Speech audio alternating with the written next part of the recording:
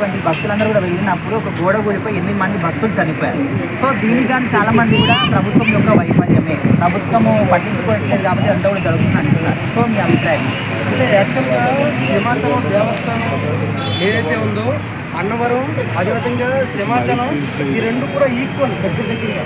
తిరుపతి కొంచెం అమ్ముకుంటూ పెద్దగా అడ్మినిస్ట్రేషన్ లెవెల్లో ఉంటుంది. అయితే సింహాచలం కూడా కొండ మీదే ఉంటుంది, అన్నవరం కూడా కొండ మీదే ఉంటుంది.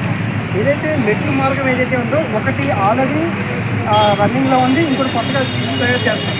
అయితే ఇప్పుడు వర్ష కారణంగా అది కూలిపోయిందని చెప్తున్నారు. అయితే యాక్చువల్గా నేను అనేక సార్లు సింహాచలం దేవస్థానం వెళ్ళడం జరిగింది. అదేవిధంగా సింహాచలం దేవస్థానం కొండ మీద కూడా నేను 2-3 రోజులు కూడా ఉండడం జరిగింది. అక్కడ ప్రాక్టికల్గా ఏం జరుగుతుందంటే ప్రభుత్వం అనే కాన్సెప్ట్ కాకుండా అధికారులు అదేవిధంగా అక్కడ వ్యాపారాలు చేసే ఏదైతే హోటల్స్ కావచ్చు, టిఫిన్ సెంటర్ కావచ్చు, దేవాదాయ శాఖ అనుకోవచ్చా? శాఖ కాదు, ఈ సంబంధించిన అధికారులు ఏవైతే దేవాదాయ శాఖకు సంబంధించిన అధికారులు అదేవిధంగా అక్కడ ఆ కొండ చుట్టూ చేసే వ్యాపారులు కావచ్చు, వీళ్ళిద్దరు కూడా సిండికేట్గా ఉంటారు. అక్కడ ప్రభుత్వం ఏ గైడెన్స్ ఇచ్చినా, ప్రభుత్వం ఏమి ఇచ్చినా సరే సరే సరే అని అంటారు. కానీ వాళ్ళు ఖచ్చితంగా వాళ్ళు ఏదైతే అనుకున్న కాన్సెప్ట్ ఉందో ఆ కాన్సెప్ట్ ప్రకారమే సింహాచలం దేవస్థానంలో జరుగుతుంది. ఒకేసారి ఇప్పుడు రీసెంట్గా తిరుపతిలో గోశాలలో ఒక ప్రమాదం జరిగింది. ఇప్పుడు ఇక్కడ మరి ఈ ప్రభుత్వం వచ్చిన తర్వాత ఈ విధంగా ఎందుకు జరుగుతుంది? ప్రభుత్వం పట్టించుకోవట్లేదా, లేకపోతే దేవాదాయ శాఖ పట్టించుకోవట్లేదా? అసలు రీజన్ ఏంటండి? అంటే బాధ్యత మాత్రం ప్రభుత్వం మీద ఉంటుంది, కానీ నిర్లక్ష్యం మాత్రం అధికారులు. ఎందుకంటే ఈ సింహాచలం విషయం చెప్తాను, ఎందుకంటే నేను చాలాసార్లు వెళ్ళాను కాబట్టి చెప్తాను. ఈ సింహాచలంలో ఇక్కడ ఎవరైతే భక్తులు ఉంటారో భక్తుల పట్ల సరైన వ్యవహార శైలి ఉండదు. అదేవిధంగా కొండ మీద ఉన్న అధికారులు కావచ్చు, కొండ కింద వ్యాపారాలు చేసుకునే వ్యక్తులు కావచ్చు, చాలా ప్రాంతాల నుంచి మనకి ఆ చుట్టుపక్కల 70-80 కిలోమీటర్ల నుంచి అటు శ్రీకాకుళం, విజయనగరం, విశాఖపట్నం అనేక దూర ప్రాంతాల నుంచి వచ్చిన వ్యక్తులు భక్తులు కూడా సరిగ్గా ఈ యొక్క సింహాచలం కొండ మీద సరిగ్గా వ్యవహరించరు. అదేవిధంగా కింద ఉండే హోటల్స్ వాళ్ళు కూడా సరిగ్గా వ్యవహరించరు. కాబట్టి ఈ సింహాచలం దేవస్థానం అనే అంశం ఏదైతే ఉందో పూర్తిగా ప్రక్షాళన చేయాల్సిన అవసరం ఉంటుంది.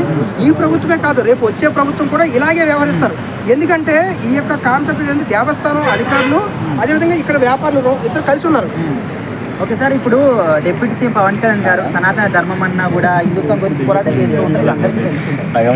కొంతమంది కూటమిలో ఉన్న వాళ్ళు టీడీపీ సభ్యులు కావచ్చు, కొంతమంది ఫాలోవర్స్ ఏమంటున్నారంటే ఆ కూలిపోయిన గోడ కింద ఒకవేళ జనసేన వాళ్ళు ఉంటే బాగుండేదేమో, అప్పుడు తెలిసే వాళ్ళకి బాధ అనే విధంగా అంటున్నారు. సో ఈ విధంగా మాట్లాడడం కరెక్టే అంటారా? అంటే ఎవరు చనిపోయినా అది ప్రాణమే. అవును, జనసేన వాళ్ళు చనిపోయినా ఇంకెవరు చనిపోయినా అది ప్రాణమే.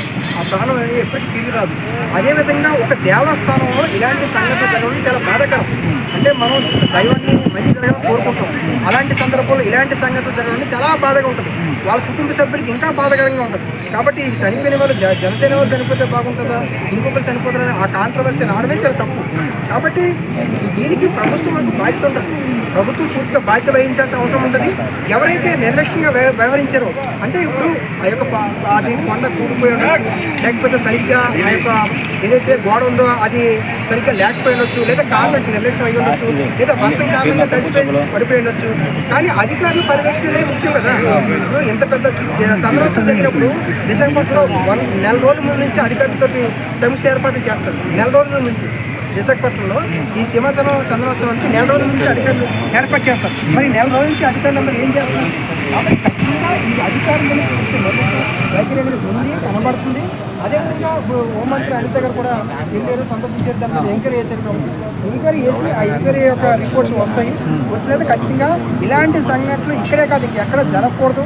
ఒక దేవస్థానంలో ఒక భక్తుల యొక్క ప్రాణం కోల్పోవడం అంటే అది చాలా బాధాకరమైన అంశం.